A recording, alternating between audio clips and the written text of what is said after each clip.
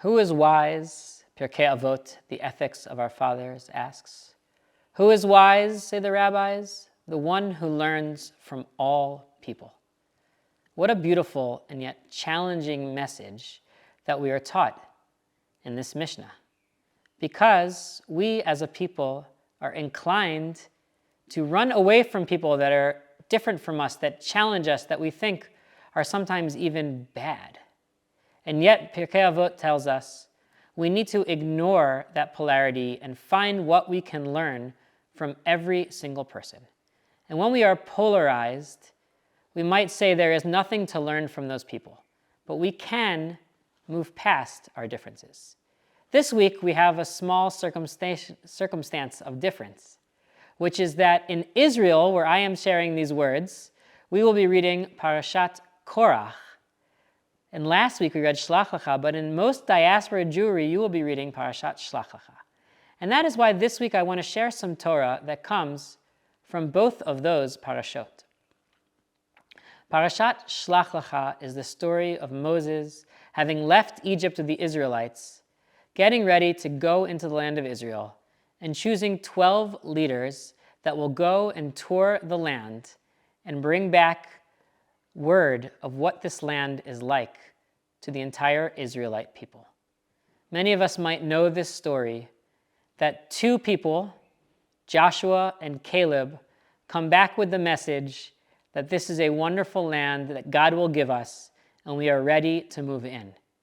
10 other spies don't disagree that the land is wonderful, but they disagree that God will help us. They disagree that we can do it, and they say that there are giants here and we are like grasshoppers in our own eyes and in their eyes as well. And the people of Israel choose not to listen to Caleb and to Joshua. The people of Israel choose to listen to these 10 spies and say, we should have died out here in the desert. Why would we ever leave? And just as they asked to not go into the land, so they received it.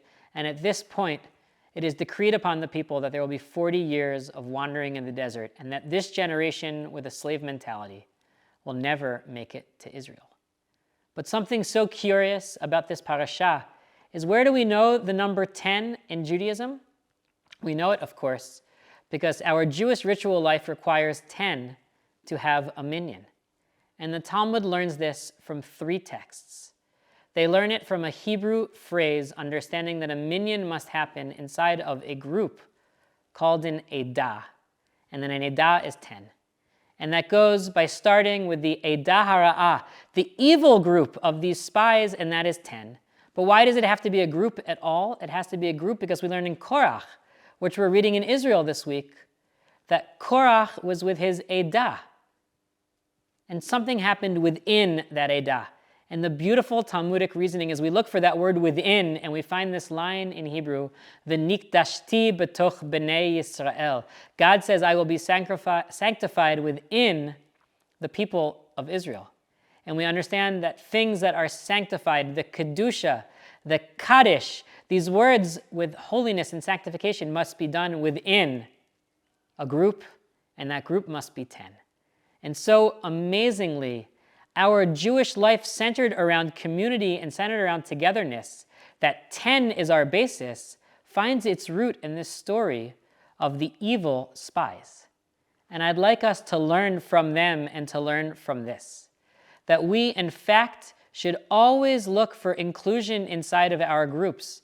And we learn these 2 awful stories of the spies and of Korach's rebellion about what happens when a group disperses, but we say those groups are still a part of our history. Those groups are still a part of our people. And as we think about who is our group of the Jewish nation, we should think not about how we separate and not about evilness, but can we learn this week to include our groups? Can we learn to speak together, to listen to one another, and that the role of our group is not to convince people that God is not on our side. The role of our group is not to create strife within our people. The role of our edah, of all of the community of Israel, is to listen to one another and to find a way to always sanctify God and make our world a better place. Shavua Tov, Schechter.